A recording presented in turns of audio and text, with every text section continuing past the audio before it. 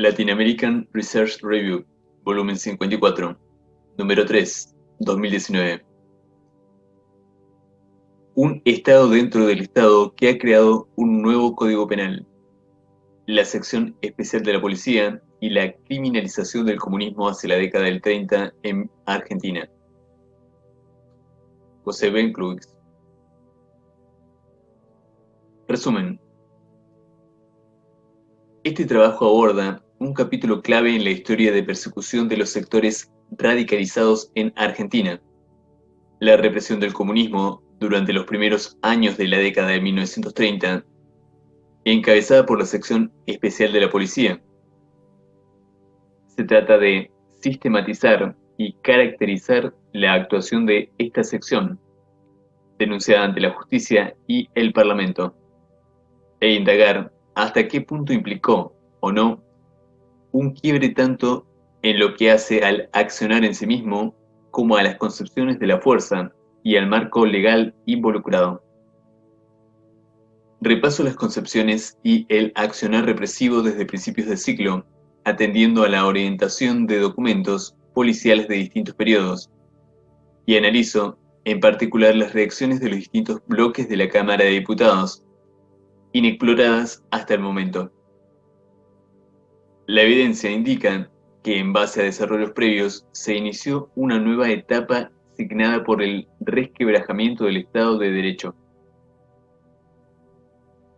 Introducción. De un tiempo a esta parte, distintos estudios han puesto en evidencia la relevancia del comunismo en el movimiento obrero hacia la década de 1930. Además de cuestionar la idea del desarrollo de un anticomunismo sin comunismo, o de un anticomunismo difuso que bajo la influencia del nacionalismo católico incluía a socialistas y liberales. Esos aportes invitan a profundizar el examen de la reacción por parte del Estado, que se expresó institucionalmente en la creación de la Sección Especial para la Represión del Comunismo de la Policía de la Capital. En esta línea, el presente artículo aborda el estudio de la represión del comunismo en el contexto de los primeros años del gobierno de Agustín Justo, entre 1932 y 1938, atendiendo en particular al accionar de ese nuevo engranaje del aparato policial y sus repercusiones a nivel de los poderes del Estado, en particular del legislativo. La sección especial desplegó por entonces una intensa actividad, encarcelando, torturando y deportando cientos de militantes. Entre 1932 y 1934, de acuerdo a los cálculos del Socorro Rojo Internacional, organización solidaria ligada al comunismo, más de 8.000 personas fueron detenidas ilegalmente por su militancia izquierdista. Justamente, este tipo de organizaciones surge como respuesta a la intensa represión coordinada a nivel latinoamericano y mundial. Argentina formó parte de una red sudamericana para combatir al comunismo, conformada por funcionarios gubernamentales, policías y grupos paramilitares, lo cual nos remite al desarrollo de un anticomunismo alentado por las derechas locales, que precedió y facilitó su despliegue durante la Guerra Fría. En este sentido, el caso de la sección especial se inserta en un proceso más amplio, y su estudio resulta particularmente relevante considerando que el Partido Comunista Argentino, el primero en crearse en América Latina en 1918, se desarrolló por entonces como uno de los principales referentes latinoamericanos de la Tercera Internacional. Entre los trabajos previos vinculados al tema, cabe destacar el de Calmano Guiaqui, quien, considerando el intenso espionaje de la policía argentina contra las organizaciones opositoras, postuló la creación, a partir del golpe de 1930, encabezado por Félix Uriburu, de un vasto sistema de vigilancia policial inexistente hasta ese momento, ampliado bajo la fachada liberal del gobierno de Justo. Se trata, siguiendo a la autora, de la construcción de un aparato represivo ubicado más allá de cualquier control democrático que perdura hasta el presente. Sin negar el reforzamiento de la represión y del poder político de la policía que sintetiza la sección especial, Caimari caracteriza su accionar en lo que hace a las prácticas de espionaje como el punto de llegada de un proceso iniciado a principios del siglo que merma sin desaparecer bajo el radicalismo.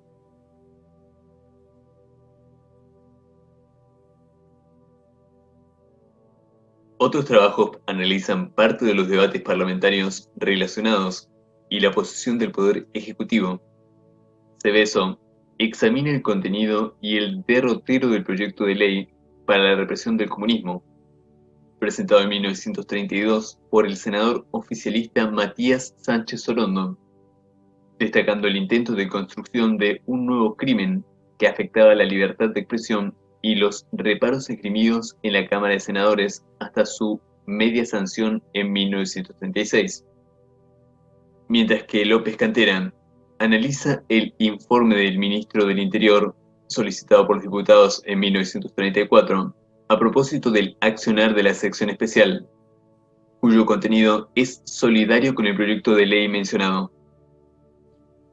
Con una mirada centrada en las estrategias obreras, Íñigo Carrera hace referencia a los medios de lucha de los gobiernos de la época contra los sectores radicalizados, distinguiendo herramientas legales entre las que incluye, junto al estado de sitio, las deportaciones y los procesamientos judiciales, la creación de la sección especial y la aplicación consecutiva del edicto de portación de armas, entrelazadas con otras ilegales, como los secuestros y torturas.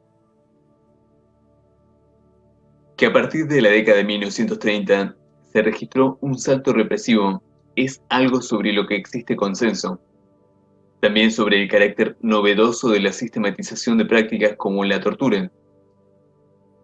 El hecho de que ambos aspectos se hayan sostenido y desarrollado bajo el gobierno pretendidamente constitucional de Justo resulta particularmente significativo, ya que aporta elementos para pensar la crisis del liberalismo que se desarrollaba por entonces no solo en la Argentina, sino a nivel latinoamericano y mundial. El gobierno de Justo avanzó decididamente sobre las garantías individuales, generando un fuerte eco en la Cámara de Diputados. La existencia de este eco, impugnador del accionar policial, contribuye a entender la necesidad del régimen de identificarse discursivamente con el ideario liberal, a pesar de su crisis y de las propias prácticas de represión ilegal propiciadas por gobierno. Por otra parte, resultan evidentes ciertos encadenamientos hacia adelante. El uso ilegal sistemático de las fuerzas policiales para la represión de sectores percibidos como una amenaza al orden social tiene una larga historia, en el curso de la cual se fueron moldeando un conjunto de discursos, prácticas y comportamientos que habilitaron la represión política durante las décadas que siguieron, hasta alcanzar un nuevo punto de quiebre con la instauración terrorismo de Estado a escala masiva bajo la última dictadura militar, entre 1976 y 1983. Esto no implica una evolución rectilínea ni una perspectiva teleológica, sino reconocer que la perpetración sistemática de crímenes de lesa humanidad requiere de una mentalidad que, como cualquier otra, no se forja de la noche a la mañana. La sección especial jugó un papel influyente y poco estudiado en el desarrollo de este etos represivo. Ahora bien, ¿qué elementos de continuidad, además de las prácticas de espionaje, pueden identificarse en el accionar policial y en el pensamiento de la época? Y también, ¿asumen nuevas modalidades tales prácticas y elementos a partir de la normalización constitucional de 1932? En esta línea, además de dar cuenta del tipo de acciones involucradas y su carácter, en este trabajo indago acerca de los aspectos en los que se registran, o no, rupturas con relación a la represión previa del movimiento obrero radicalizado, tanto en lo que hace al accionar en sí mismo como a los fundamentos esgrimidos por la policía y a las características del marco legal involucrado.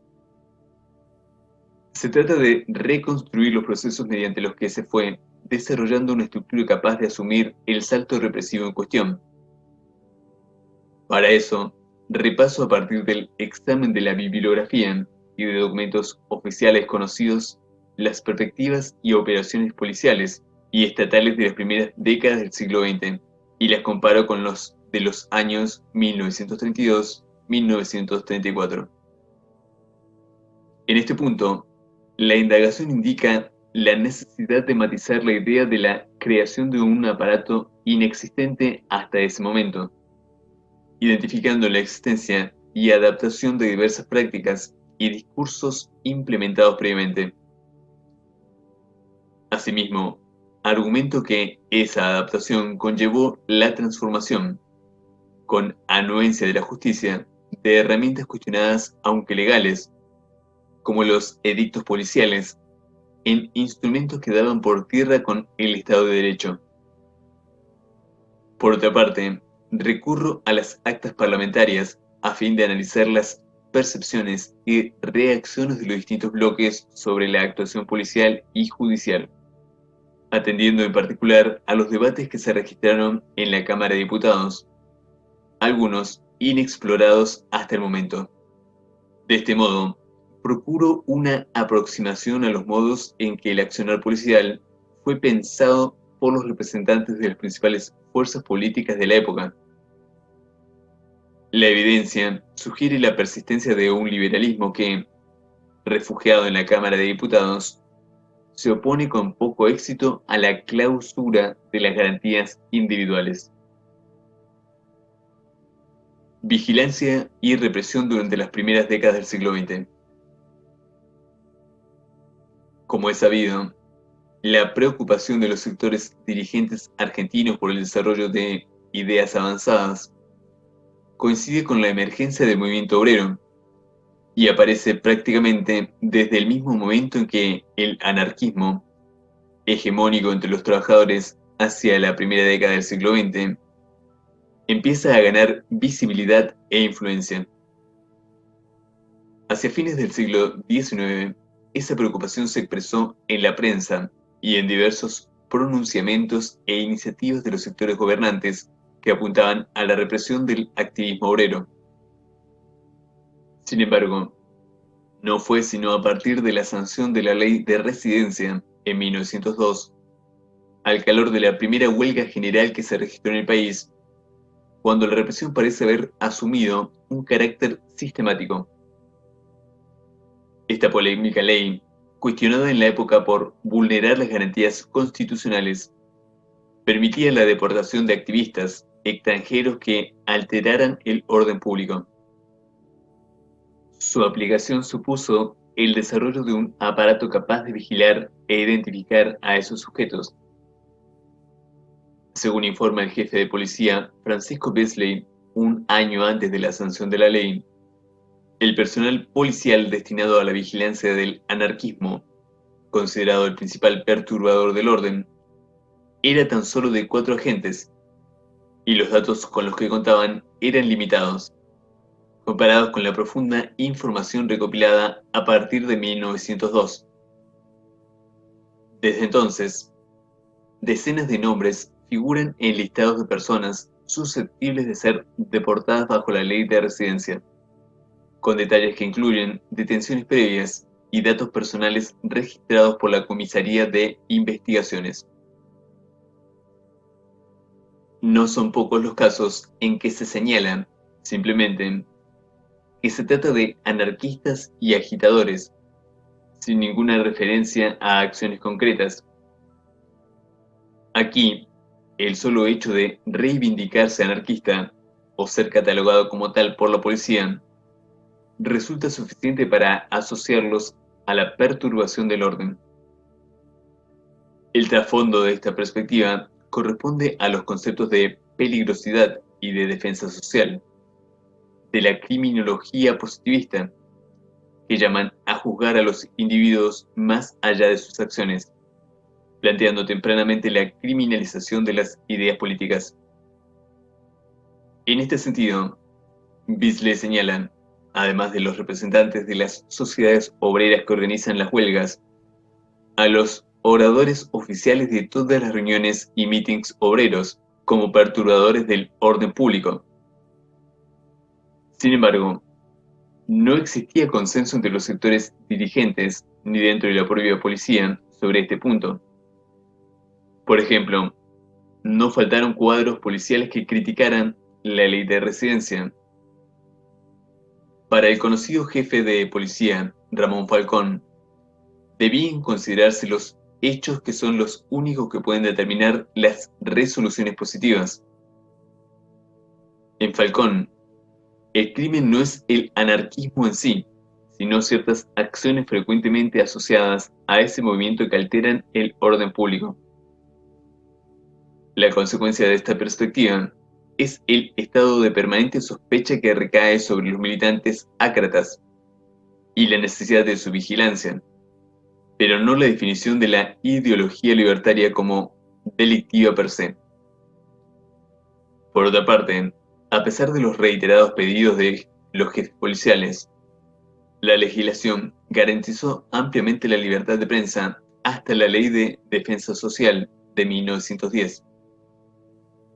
Esta ley prohibía cualquier tipo de expresión anarquista y fue sancionada en un contexto de gran agitación social, marcado por el estallido de una bomba en el Teatro Colón y el asesinato de Falcón un año antes.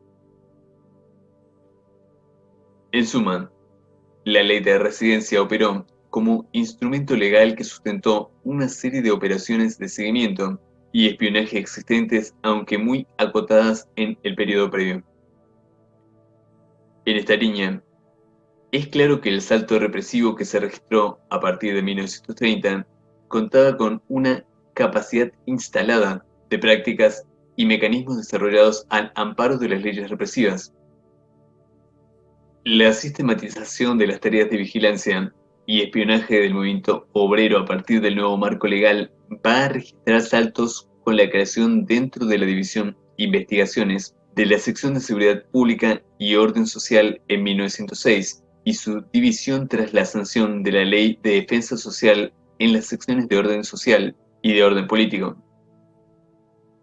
Apuntando especialmente al movimiento libertario, aunque sin dejar de observar de cerca a los socialistas y otros grupos, Orden Social aparece a partir de 1906 en las memorias policiales, interviniendo en marchas, conferencias y reuniones de las distintas corrientes, y clasificando a los dirigentes de acuerdo a sus tendencias.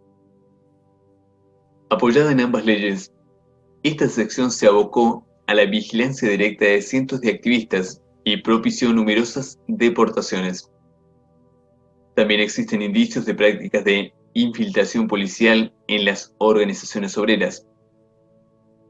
En ese contexto, el jefe de la policía, Luis de Lepian, apunta, en una polémica con los socialistas, que de acuerdo a la opinión del gobierno y a la del mismo, las observaciones de orden constitucional no prevalecen sobre las necesidades de defensa social. Este planteo, que conceptualiza las prácticas implementadas por Beasley y tiene dilatados ecos hacia adelante, estuvo lejos de ser aceptado con unanimidad por los sectores dirigentes. En este sentido, Zimmerman observa que la justicia, si bien no alcanzó a declarar la inconstitucionalidad de la cuestionada Ley de Defensa Social, limitó su aplicación en atención al artículo 32 de la Constitución, que establece que el Congreso Federal no dictará leyes que restrinjan la libertad de imprenta o establezcan sobre ella la jurisdicción federal. Así, la propaganda anarquista era leída como un exceso y considerada como delito de imprenta, de competencia provincial. Bajo los gobiernos radicales entre 1916 y 1930, el principio formulado por Delepien se desplegó ampliamente durante la Semana Trágica de 1919 y durante la represión de las huelgas patagónicas en 1921.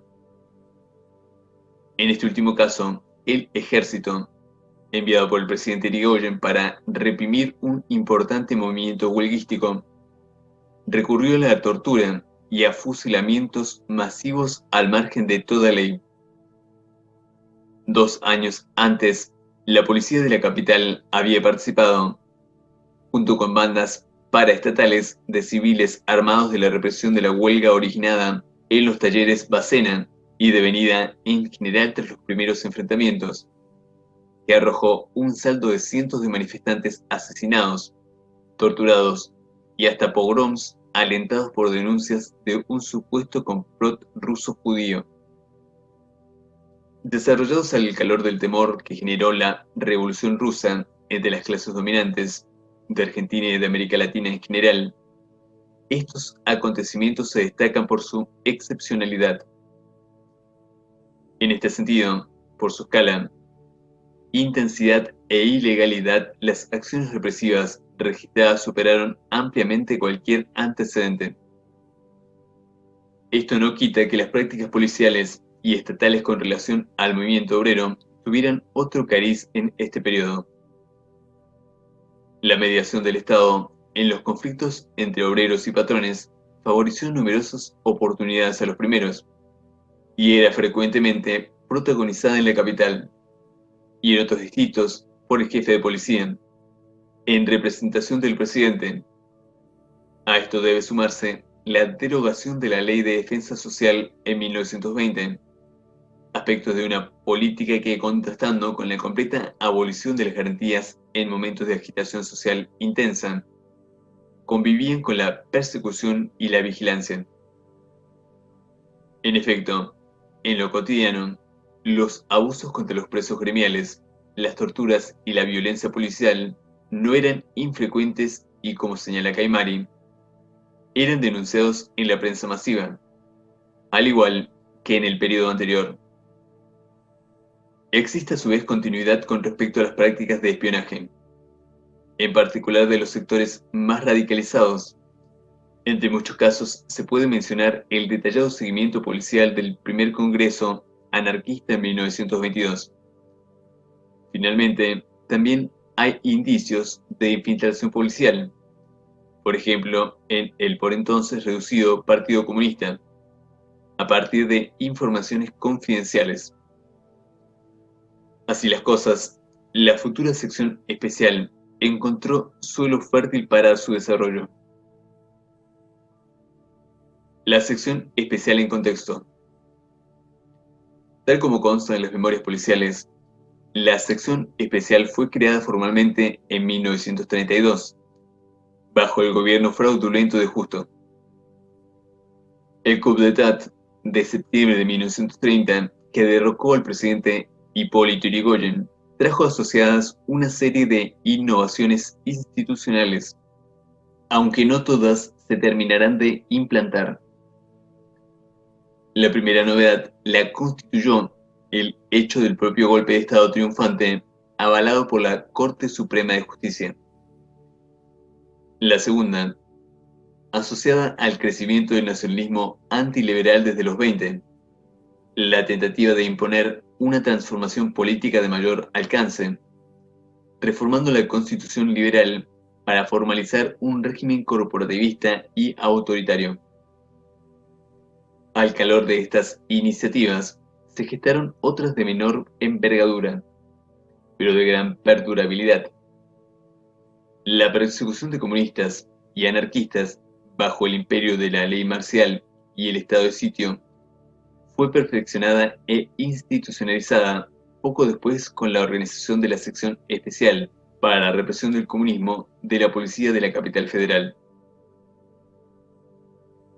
En ese sentido, aunque orden social constituye un claro antecedente de la sección especial y prefigura parte de sus actividades, la creación de esta debe asociarse a una nueva etapa en las orientaciones represivas del Estado.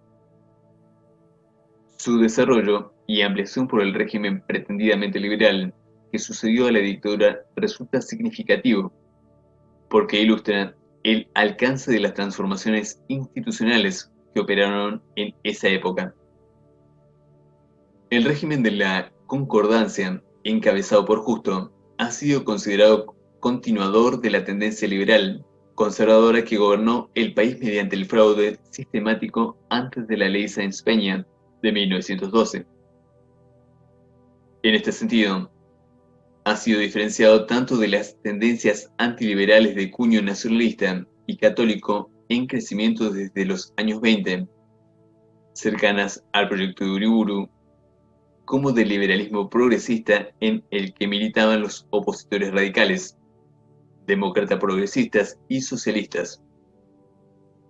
Es cierto que la Concordancia rechazaba en general la idea de instaurar un régimen corporativo, pero es posible identificar tendencias que la empujaron desde un primer momento y no sin tensiones internas, más allá de la tradición liberal conservadora. El autoritarismo conservador resultante es diferenciable del fascismo, aunque la extrema derecha tenía una influencia significativa entre las filas del gobierno. De resultas de ello, como señala Halperin Dongi, en La República Imposible, la vocación democrática de vastos sectores de esa coalición era menos segura de lo que había sido en el pasado. En esta línea, es posible afirmar que su carácter fraudulento no se limitó al plano electoral, sino que marcó también la gestión de las libertades individuales. La creación de la sección de Seguridad Pública y Orden Social y la posterior especialización de Orden Social acompañaron la sanción de leyes de residencia de defensa social que dotaban de un sentido general a sus operaciones. Y si bien por obvios motivos el blanco predilecto fueron los anarquistas, su accionar se dirigía a la preservación de lo que los sectores gobernantes consideraban como orden público, no estando exentas otras corrientes obreras de su accionar represivo. El desarrollo de una sección especial para perseguir específicamente a los comunistas, en cambio, no respondió a ninguna novedad legal. Tampoco se sustentó en la legislación precedente. La Ley de Defensa Social, que podría haber sostenido jurídicamente su accionar, había sido derogada por Irigoyen. La necesaria comparación de las leyes mencionadas con la suerte del proyecto de Ley de Represión del Comunismo de Sánchez Sorondo, ministro del Interior durante la dictadura, resulta significativa. El proyecto definía explícitamente el comunismo como delito, prohibiendo la difusión oral o escrita de esas ideas y privando de los derechos políticos y civiles a aquellas personas sindicadas como adherentes a esa doctrina. Presentado por primera vez en el Senado en 1932, el proyecto fue discutido y desestimado por esa misma Cámara, que coincidía con el criterio formulado, entre otros, por el senador Alberto Arancibia Rodríguez. La improcedencia de proscribir la idea comunista, dado que la Constitución Nacional garantiza la libertad de pensamiento y expresión.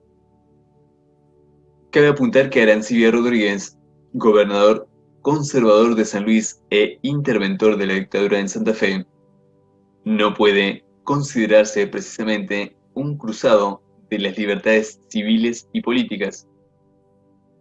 Su planteo refleja la adscripción liberal conservadora al principio de la libertad de expresión de una parte de la élite gobernante.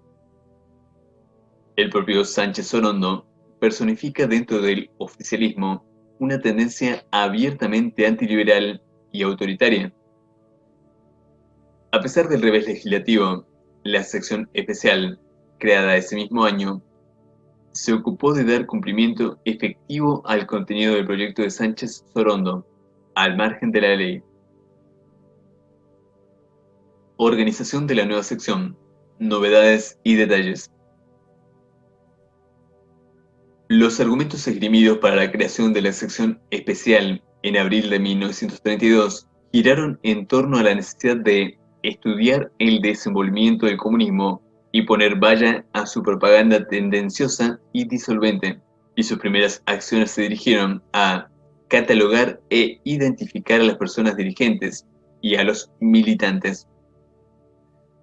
Hasta aquí, la acción no parece muy diferente a la que protagonizaba la policía a partir de la ley de residencia, en función del concepto de estado de peligrosidad de ciertos grupos.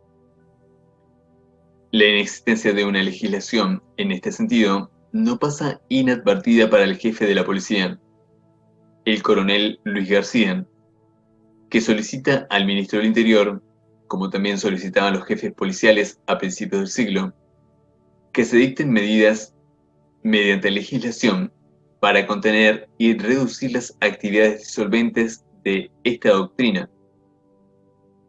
Sin perjuicio de ello, García apunta que los procedimientos que se llevaron a cabo sorprendiendo a personas en la tarea de propalar la doctrina del comunismo fueron numerosos.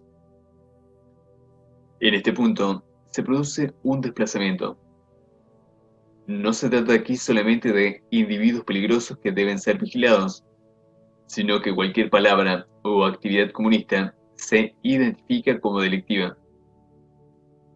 En las memorias se detalla la identificación de varios guardas y motormans sorprendidos infraganti en el local de la Unión Sindical Clasista, organismo impulsado por el Partido Comunista, o el allanamiento de una imprenta eminentemente comunista, deteniéndose a 178 sujetos. La sección especial reinsertó y renovó la derogada Ley de Defensa Social, prohibiendo ahora toda asociación o reunión de personas que tenga por objeto la propagación de las doctrinas comunistas.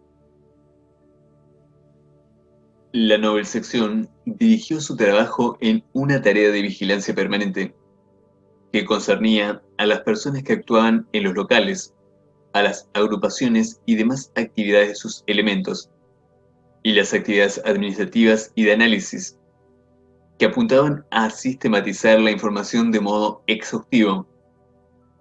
Así, además de los prontuarios de los detenidos, la sección especial elaboraba fichas con todos los nombres de las personas cuyas inscripciones aparecen en las libretas de los comunistas y hasta en los papeles de los allanamientos. Este recurso, ampliamente conocido en el caso del terrorismo de Estado de la historia reciente, parece inscribir en esa época a sus prolegómenos y le aportará a la sección especial información clave para sus operaciones. En efecto, hasta donde se pudo establecer, los registros previos de la División Investigaciones estaban compuestos por los sujetos detenidos o vigilados. A partir de esta época, el estado de sospecha y vigilancia recayó también sobre aquellos que tuvieran contacto con los perseguidos. Como se verá más adelante, la información de las listas de las libretas de direcciones eran ampliadas y especificadas mediante el uso de la tortura sistemática, hecho también sin precedentes antes del golpe del 30. Las actividades administrativas incluían a su vez la traducción de documentos en distintos idiomas, la organización de una biblioteca con libros incautados ilegalmente a los detenidos, y la catalogación y seguimiento de cada una de las publicaciones comunistas. Sobre esta base, diarios comunistas como Bandera Roja, Mundo Obrero o Frente Único fueron clausuradas por el gobierno. Antes de eso, su atenta lectura permitió, en ocasiones, la identificación de actividades y su neutralización. Un ejemplo sugerente que revela la ascendencia de la sección especial sobre otros aparatos de represión en lo que hace a inteligencia es la detección de un supuesto acto de insubordinación que se planeaba en un regimiento militar. En base a un artículo del periódico Bandera Roja referido al asunto, la sección especial realizó una investigación colaborando con el ejército, que finalmente generó un sumario y condenó a los soldados sindicados de integrar una célula comunista. Por otra parte, se informa sobre la confección de más de 40 carpetas especiales con los antecedentes más salientes del movimiento comunista, valioso material de estudio y de consulta, que presumiblemente ofició de fuente del proyecto de ley de Sánchez Sorondo presentado el mismo año, acompañado de un voluminoso tomo explicativo. Los memorándums reservados disponibles aportan un nivel de detalle mayor sobre ciertas modalidades adoptadas por la sección especial. Me detendré en un ejemplo significativo. Desde 1932, existían en la ciudad de Buenos Aires dos grandes asentamientos de desocupados en la costanera, uno en Puerto Nuevo y otro a la altura de la calle Canning.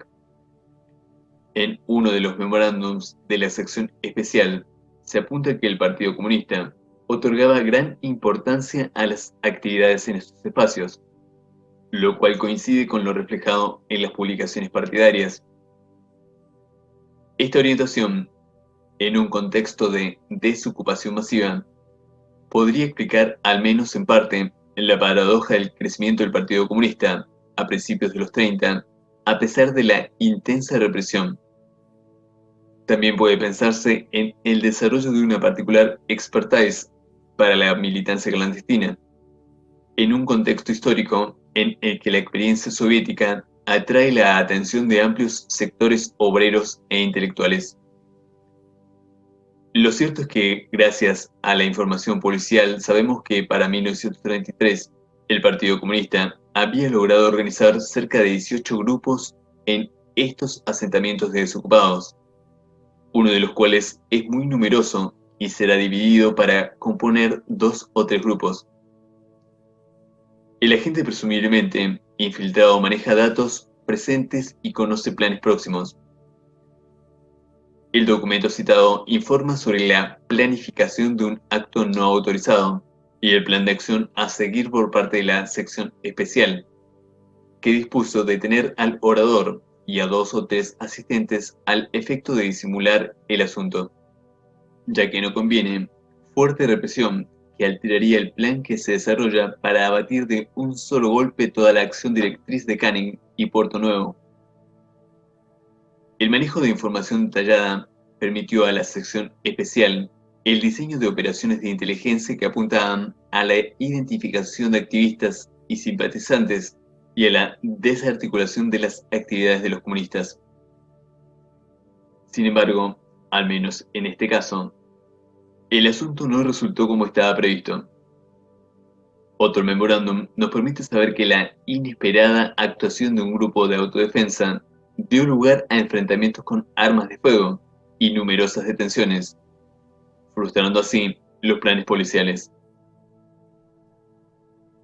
Estos documentos nos dicen algo de los alcances y límites de la capacidad de la sección especial para llevar adelante sus planes en ese momento. Por un lado, constatan la exhaustiva tarea de espionaje proclamada en las memorias policiales. También confirman un cierto nivel de infiltración dentro de la organización. En este sentido, las fuentes comunistas de la época denuncian que entre el personal de la sección especial figura un ex afiliado al partido, reconocido en las sesiones de tortura. Presumiblemente no accedían en este caso a niveles de dirección, que les hubiera permitido manejar información sobre la intervención de autodefensas. De cualquier modo, debe considerarse que la sección especial había sido creada tan solo un año antes y que, de acuerdo a la memoria de 1932, contaba tan solo con 20 agentes asignados. Los años que siguen fueron testigos de una creciente ampliación de esas capacidades, desarrollada no solo sobre la base del apoyo entusiasta del gobierno, sino también del Poder Judicial, que tendió a ignorar la evidente ilegalidad de su accionar. Veamos. Más allá de la Constitución, la suma del poder policial. Con la creación de la sección especial, el proyecto de Sánchez Orondo fue asumido como ley por el gobierno y la policía. Para esto resultó clave la adaptación de una herramienta vigente, el edicto. En función de los edictos, habilitados en base al artículo 27 del Código de Procedimientos en lo Criminal y Correccional para resguardar el orden público, el jefe de la policía, y a través de él, el ministro del Interior y el presidente, actúa como legislador y también como juez, ya que tiene la facultad de resolver sobre la culpabilidad o no y dispone penas menores cuando los edictos son violados. En este sentido, Tiscornia llamó la atención sobre el desarrollo desde finales del siglo XIX de un derecho de policía de límites difusos que habilita una intervención policial ubicada entre el hecho y el derecho. Galeano inscribe la genealogía de este poder en la época colonial y lo sitúa en los márgenes de la ley. La policía aparece aquí como un poder en sí mismo, aunque con fines jurídicos, y no simplemente como una instancia de aplicación de la ley, y los edictos son un ejemplo paradigmático de ese poder. Entiendo que el accionar policial en el periodo en cuestión desborda esta perspectiva. En 1932 se adoptaron y adaptaron distintas normativas. El edicto sobre reuniones públicas, publicado unas semanas antes de la creación de la nueva sección, resulta particularmente relevante. Si desde principios del siglo se pueden encontrar pedidos de los jefes policiales de una ley que reglamente el derecho de reunión, resulta elocuente que ahora la cuestión termine legislada por el jefe de policía. El edicto prohíbe cualquier movilización, exceptuando las de índole patriótico o religioso y el de los trabajadores el 1 de mayo. Cabe apuntar aquí que cuadros policiales como Falcón se opusieron a la proscripción de las manifestaciones de carácter político, que sí propugnó su antecesor, Rodolfo Domínguez, en nombre de la democracia. A su vez, el edicto faculta a la policía a prohibir cualquier reunión pública e inclusive en locales cerrados, cuyo propósito fuera contrario al orden, dado que en las propias memorias policiales el comunismo es definido como agente perturbador del orden. El edicto implica la proscripción de toda actividad comunista y de hecho fue una de las herramientas más utilizadas, junto al edicto contra la aportación de armas, denunciado repetidamente en la época como simulación policial, y el cargo de instigación a cometer delitos para justificar la privación de la libertad de los militantes. A propósito de la profusa utilización de los edictos a partir de 1932, Caimari llamó la atención sobre la aplicación de normas pensadas para el mantenimiento del orden urbano al orden político, en un contexto en el que una oleada de asaltos a mano armada, el pistolerismo, asociado a la amplia difusión de las armas de fuego desde los años 20 y a su creciente uso por bandas de delincuentes motorizados, provocaba la alarma de la opinión pública y propiciaba reclamos de endurecimiento de la represión.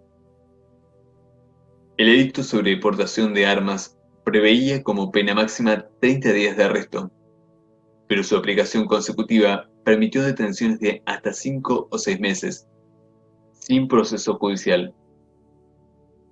Es decir, opera un fraguado sistemático de acusaciones con la excusa del pistolerismo, que traspasa visiblemente la indefinida frontera admitida para el accionar policial. En este sentido, resulta necesario destacar el carácter evidentemente ilegal que asumió la aplicación de los edictos, que pasaron a jugar el papel de un burdo subterfugio asociado a un poder policial que ya no operaba con fines jurídicos. Junto a estas maniobras, deben mencionarse las numerosas detenciones efectuadas bajo el estado de sitio. Su declaración, asociada a los intentos de rebelión impulsados por los radicales, se prolongó durante meses, de diciembre de 1932 a mayo de 1933, de diciembre de ese año a julio de 1934, siendo utilizada para la detención de cientos de activistas del movimiento obrero, más allá de los motivos esgrimidos para decretar el estado de excepción. Finalmente, la detención de individuos que podrían estar comprendidos en la Ley 44.414, es decir, la Ley de Residencia, completa el cuadro de mecanismos específicos de justificación de privación de libertad. Entre los usos más burdos de esta imputación, se puede mencionar la detención por varios meses de personas que resultaban ser argentinos nativos. De acuerdo a las denuncias formuladas ante la Cámara de Diputados de la Nación por el Socorro Rojo Internacional, más de 8.000 activistas fueron detenidos en base a imputaciones falsas o arbitrarias por las secciones de orden social y especial entre febrero de 1932 y agosto de 1934, y más de 200 activistas sindicales fueron expulsados, más que a principios de siglo, cuando la proporción de activistas extranjeros era mayor. A modo de ejemplo, vale detenerse en el caso de Francisco Mónaco, secretario general del Comité Nacional de Unidad Sindical Clasista, impulsado por el Partido Comunista. Según consta en el memorial presentado por el Socorro Rojo Internacional ante la Cámara de Diputados, tras ser elegido concejal de Rosario en marzo de 1933, es detenido por la sección especial en abril bajo el estado de sitio.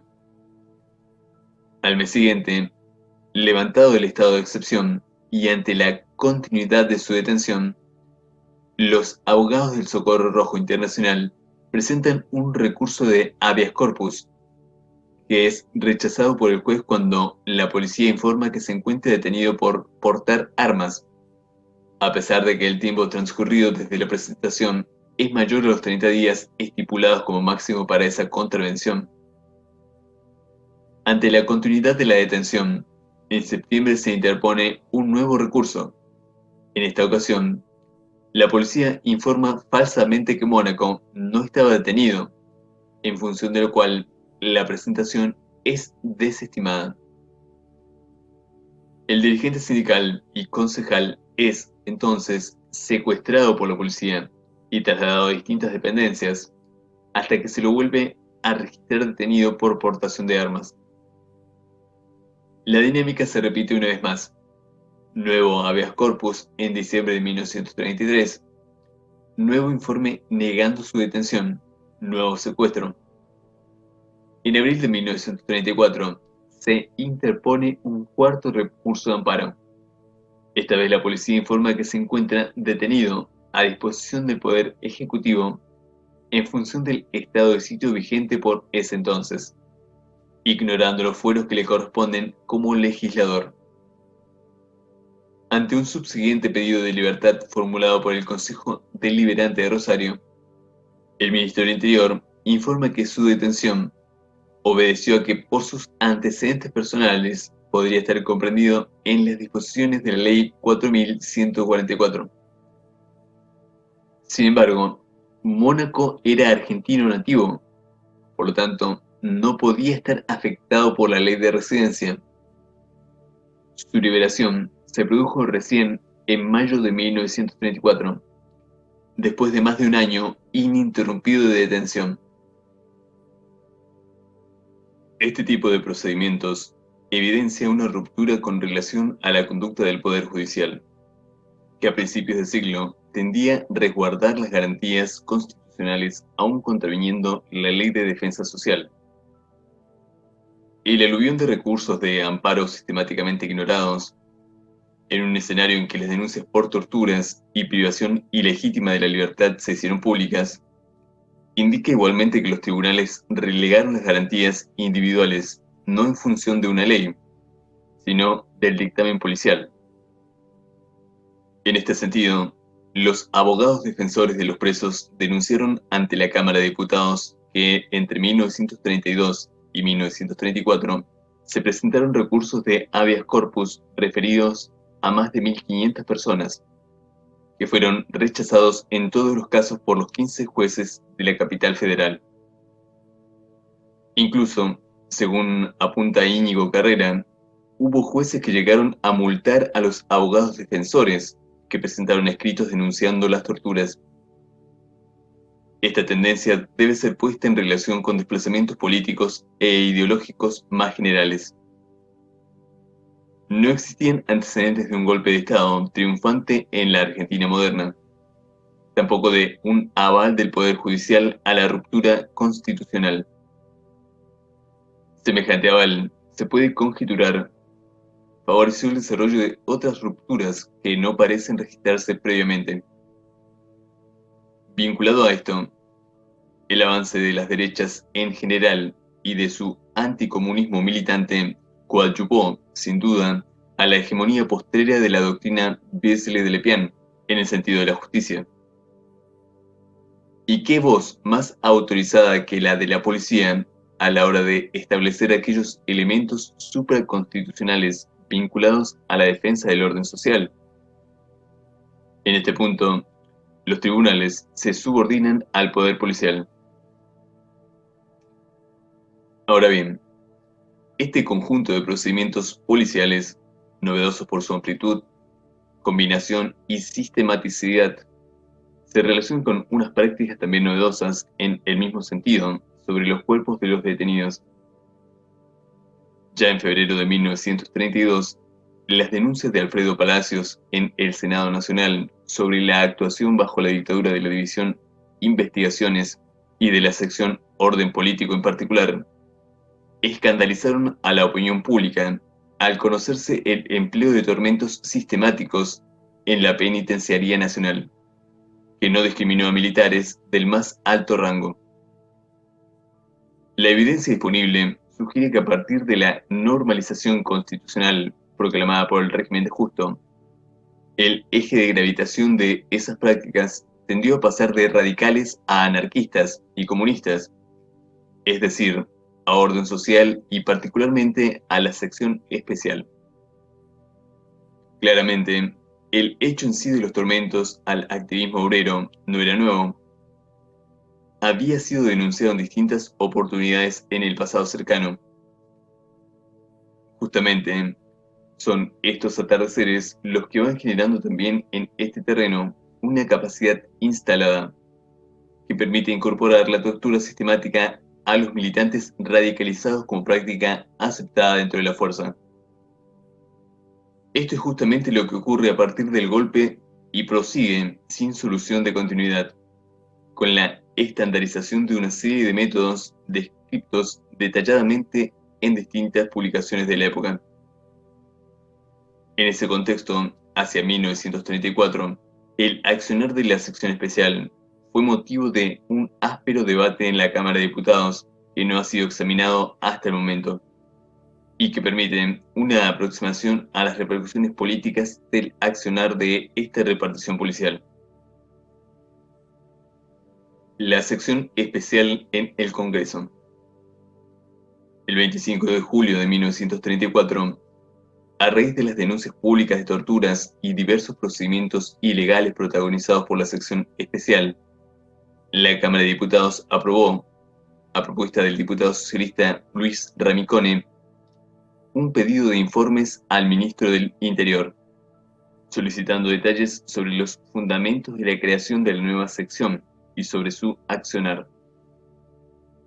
De hecho, diputados de las distintas bancadas opositoras e incluso de parte del oficialismo se hicieron eco de las denuncias y visitaron junto a Ramicone la cárcel de Villa Devoto y demás dependencias policiales.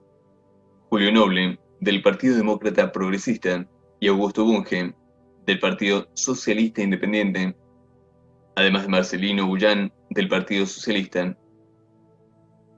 La bancada conservadora acompañó la iniciativa con la expectativa de desacreditar las denuncias y desvanecer cualquier duda sobre el accionar policial, aunque, como se verá enseguida, el tratamiento del informe estuvo lejos de producir ese efecto.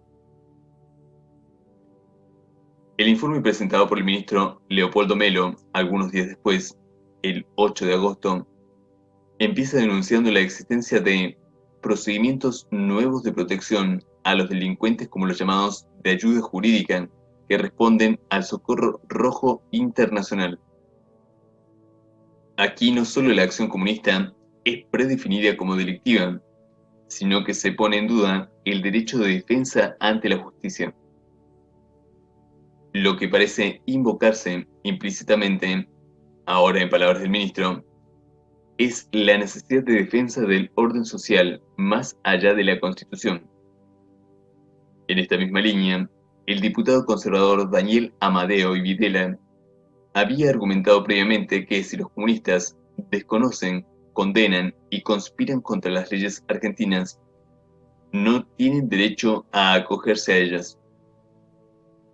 Sobre el accionar de la sección especial, además de la previsible negación de la Comisión de Torturas, se repiten argumentos e información elaborados en las memorias policiales que lo preceden. La creación de la nueva sección se justifica desde el punto de vista de la acción preventiva de defensa del orden social por un supuesto plan de atentados que forma parte del programa de acción comunista, según los volantes y folletos de propaganda. En este sentido, como ya se dijo, la propaganda comunista es construida como delito. Se efectúan numerosas detenciones que, según el ministro, quedan en la nada ante la falta de legislación que Melo solicita sancionar. Por último, se repite el viejo tópico que presupone el carácter extranjero de los militantes radicalizados. El memorial de respuesta que dirigió Socorro Rojo Internacional a la Cámara fue recogido por el socialista Ramicone, quien propuso, en la sesión del 5 de septiembre de 1934, la creación sobre tablas de una comisión investigadora sobre el accionar de las secciones especial y de orden social, con base en la Comisión de Justicia.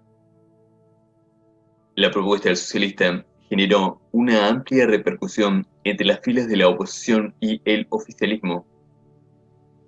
Además de los diputados ya mencionados, intervinieron en su defensa legisladores de un sector de la Unión Cívica Radical y de la Unión Cívica Radical Antipersonalista.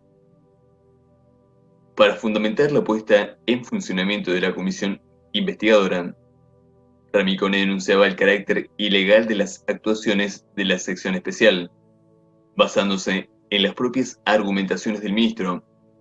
Lo único que está claro es que las actuaciones de la policía son ilegales, y lo repite el doctor Melo al afirmar que, a pesar de que la sección especial realiza muchas detenciones, los jueces se ven en la imposibilidad de dictar sentencia en vista de que en el país no existe ley que autorice a reprimir las actividades de los ciudadanos en lo que se refiere a la libre emisión de sus opiniones políticas e ideológicas. El diputado socialista denuncia también la pretensión de negar el derecho de defensa a los perseguidos ilegalmente por la policía y brinda su testimonio sobre la práctica de apremios ilegales y torturas, corroboradas en las visitas a los centros de detención. Por su parte, Bunge, integrante del gobierno aunque de origen socialista, caracterizó a la sección especial como un Estado dentro del Estado que ha creado un nuevo Código Penal y llama a poner términos semejantes procedimientos absolutamente ilegales y monstruosos que afectan no solo a los militantes comunistas. Paradójicamente, el diputado oficialista denuncia el quiebre de la institucionalidad republicana que perpetra el propio gobierno a través de una policía que asume la suma del poder público, legislando, juzgando y ejecutando las condenas que ella misma dictó. Bunge expone las inverosímiles maniobras de la policía, como el caso de una persona detenida en su casa a las 4 de la mañana acusada de portación de armas, o el de 4 ferroviarios detenidos bajo el cargo de reunión clandestina, por haber integrado alguno de ellos una lista electoral vinculada al Partido Comunista. También el demócrata progresista Julio Noble, defendió la propuesta de Ramicone y lo hizo con particular énfasis. Retomando lo sugerido implícitamente por Unge, expresó su íntima convicción de que la policía tortura con el propósito de obtener delaciones, hecho que se desprende a su vez de distintos testimonios de militantes torturados. Para eso, denuncia las detenciones por largos meses que escapan a la acción, por cierto muy poco diligente, de los jueces. En este sentido, encuentra que, si son repugnantes los funcionarios torturadores, no deja de ser incalificable la actitud de los jueces que, con su pasividad, alientan sus delitos. La justicia como cómplice de la policía aparece aquí una vez más en la mira. Es claro que la representación del accionar policial como abiertamente ilegal y constitucionalmente inaceptable recorre la Cámara. El salto represivo es percibido y denunciado como tal, y algo similar ocurre con la percepción del papel que juega el poder policial, que no dicta sentencias condenatorias ante la falta de legislación, pero consiente el accionar policial. Las impugnaciones contra las actuaciones ilegales de la policía también fueron formuladas por un sector del oficialismo insospechado de cualquier simpatía izquierdista, en una curiosa intervención donde combina esas impugnaciones con críticas al Partido Demócrata Progresista que gobierna Santa Fe. Diputado de la Unión Cívica Radical Antipersonalista por esa provincia, denunció la actuación de la sección especial en Rosario. Empleados de esa sección policial han ido a aquella ciudad y han procedido como si estuvieran en la capital federal. Se han introducido en domicilios particulares, violándolos, han procedido a la detención y secuestro de personas por profesar ideas comunistas y han contado siempre con la colaboración decidida y eficaz de los representantes de la policía de Rosario. El diputado oficialista de origen radical denuncia a continuación con nombre y apellido distintos casos de obreros secuestrados por la policía y los procederes repugnantes contra militantes del movimiento obrero y del radicalismo. Más allá del tiro por elevación al diputado Noble del Partido Demócrata Progresista, lo que pone en evidencia la intervención de Bozano Ansaldo es la extensión del accionar policial. El proyecto de Ramicone también fue apoyado por el bloque de la Unión Cívica Radical de Entre Ríos. El radical Miguel Aguirre Zavala expresó con un énfasis similar al del demócrata progresista Noble que alarma que exista una sección de la policía de la capital que pueda tener tal suma de atribuciones como para crear imaginariamente y a su voluntad delitos que no figuran en la ley penal, agregando que ni aquí ni en ninguna parte del mundo todavía es delito ser comunista, ni formar parte de agrupaciones que lo sean. A su vez, profundizando la línea esbozada por el oficialista Bunge, el radical denunció el quiebre institucional que suponía el accionar policial, preguntándose qué autoridad suprema, colocada por sobre las leyes del país, sobre el gobierno, el Congreso y la justicia, es este de la policía de la capital, que puede detener por su sola voluntad, por su sola decisión a un hombre, sin formarle proceso, sin someterlo a la decisión de los jueces, sin ampararlo con las garantías que establecen las leyes de la República. Desde la bancada socialista intervino también Juan Antonio Solari y en brevísimas interrupciones Adolfo Dickmann, Alejandro Castiñeiras y José Luis Pena. Sugerentemente, las principales figuras del Partido Socialista, Nicolás Repetto, Américo Yoldi, Jacinto Odone, Enrique Dickmann, Francisco López Leiro, entre otros, presentes en la sala, guardaron silencio. Por el oficialista Partido Demócrata Nacional, intervinieron Rodolfo Corominas Segura y Vicente Solano Lima, señalando la necesidad de que el país, se defiende de la ola de los delincuentes internacionales, aludiendo elípticamente al comunismo. Asimismo, consideraron que el proyecto era precipitado e improcedente, aduciendo que las denuncias debían dirigirse a la justicia y que los jueces que violaran las leyes debían ser acusados ante el Parlamento. Plantearon así su derivación a la Comisión de Legislación General. Aún así, reconocían que no hemos podido dar al país una policía en consonancia con las costumbres y las necesidades de una civilización adelantada, y que se extiende en la capital una atmósfera de desconfianza contra la acción de los jueces y que podría haber funcionarios que faltasen al cumplimiento de sus deberes. El cambio de posición de la bancada conservadora con relación a la sesión en la que se aprobó solicitar el pedido de informes es notable.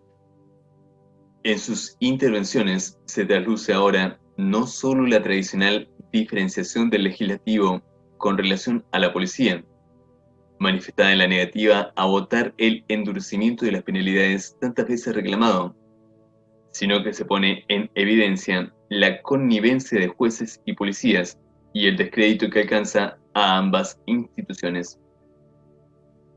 Finalmente, en una reñida votación que dividió al oficialismo, 55 votos sobre un total de 104, la mayoría conservadora evitó el inicio de la investigación parlamentaria y el proyecto fue enviado a la Comisión de Legislación General. Cabe apuntar que no parecen existir denuncias previas ante el Congreso semejantes a las examinadas, referidas a un periodo en el que se supone rigen las garantías individuales. Su antecedente inmediato fue la cuestión de privilegio presentada por Alfredo Palacios en el Senado, que se refería a las torturas perpetradas por la sección de orden político bajo la dictadura de Uriburu. Y si bien no faltan denuncias públicas de torturas a militantes obreros, estas aparecen circunscritas a acontecimientos puntuales. En este sentido, el accionar de la sección especial marca el inicio de una nueva etapa en la represión del movimiento obrero, y así lo entendió parte significativa de los diputados, más allá del resultado concreto de la votación. La oposición y distintos diputados oficialistas acompañaron la iniciativa del socialista Ramicone, que no parece haber sido considerada vital por la propia cúpula del Partido Socialista, quizás porque implicaba indirectamente defender a un competidor adversario. Por el contrario, las intervenciones de los diputados del Partido Demócrata Progresista y de la Unión Cívica Radical Entrerriana denotan un desesperado esfuerzo por llamar la atención de sus pares de lo excepcional y grave desde el punto de vista institucional y humano de la situación que estaban tratando. Además de la implícita admisión de los diputados del Partido Demócrata Nacional de la connivencia policial judicial, denunciada abiertamente por los otros sectores, es de destacar que, a diferencia de lo ocurrido en la sesión que resolvió solicitar el pedido de informes, los legisladores conservadores no se identificaron sin reservas con los planteos del ministro Melo, que suponían la aceptación de unas atribuciones policiales más allá de la Constitución. Así, si bien compartieron la percepción del comunismo como fundamentalmente extranjero, relativizaron en esta oportunidad la criminalización de las ideas planteada abiertamente por la policía y el ministro, y defendida en el Congreso por Sánchez Sorondo, quien poco después concretaría su ruptura con el Partido Demócrata Nacional. En este sentido, Solano Lima manifestó en la agitada sesión que los comunistas, por el simple hecho de pensar que ellos pueden labrar la felicidad del mundo organizándolo a su manera, no eran delincuentes, que no había para nosotros delitos de opinión. Esto no significa que propiciaran la defensa efectiva de las libertades, pero sumado al posicionamiento de los demás bloques, ilustra la influencia en un liberalismo capaz de quebrar la unidad de la alianza gobernante y propiciar una confluencia fugaz de parte de los liberales, conservadores y progresistas.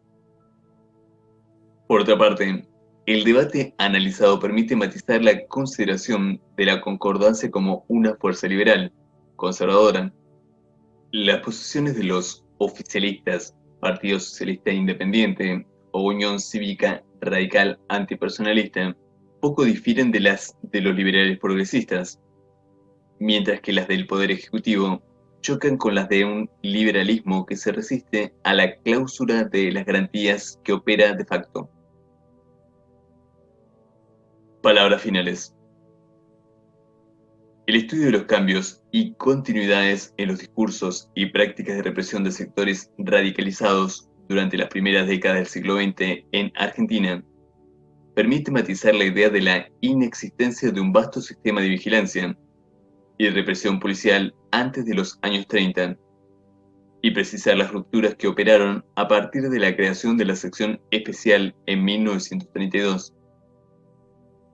Prácticas como el espionaje y la criminalización de activistas obreros fueron propiciadas por un marco legal y les daba sustento desde principios del siglo XX, en un contexto en el que se empezaba a plantear la idea de establecer delitos de opinión en nombre de la defensa del orden.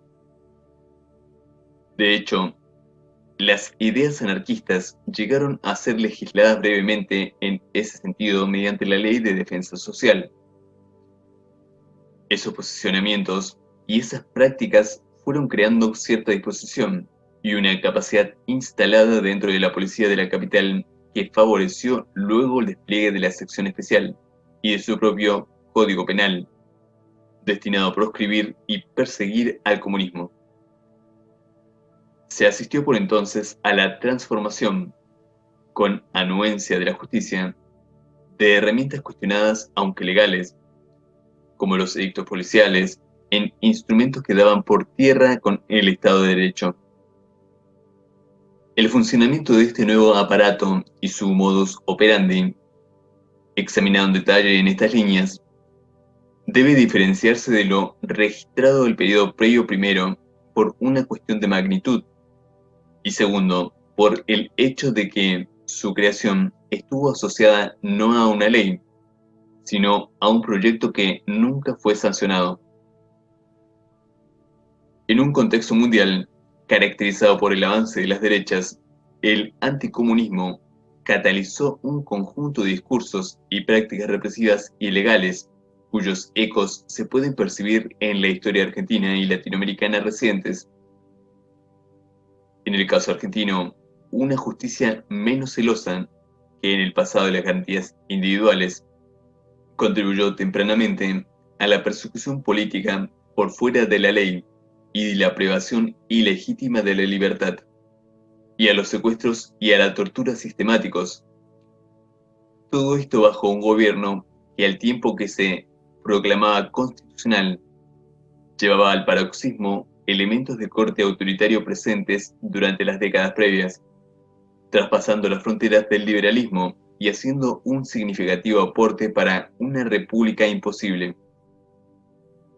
Así parecen haberlo percibido también los diputados opositores y oficialistas que unieron sus fuerzas para impugnar fuertemente la actuación de la sección especial e intentar, sin éxito, establecer controles parlamentarios al accionar policial.